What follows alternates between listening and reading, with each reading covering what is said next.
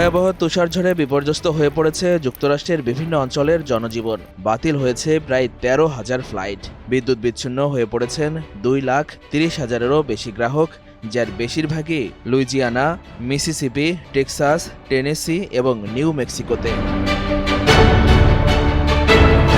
24 জানুয়ারি থেকে 26 জানুয়ারি পর্যন্ত দক্ষিণ রকি পর্বতমালা থেকে নিউ ইংল্যান্ড পর্যন্ত ব্যাপক তুষারপাত, শিলাবৃষ্টি ও হিমশীতল বৃষ্টিপাতের পূর্বাভাস দেওয়া হয়েছে।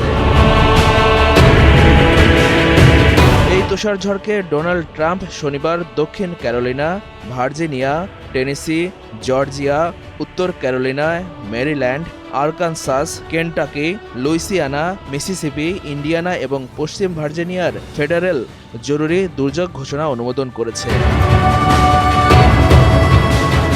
সামাজিক মাধ্যম ট্রুথ সোশ্যালে ডোনাল্ড ট্রাম্প লেখেন, এই ঝড়ের গতিপথে থাকা সকল অঙ্গরাজ্যের ওপর নজর ও তাদের সঙ্গে যোগাযোগ রাখা হচ্ছে এবং সবাইকে নিরাপদে থাকতে অনুরোধ করা হয়েছে।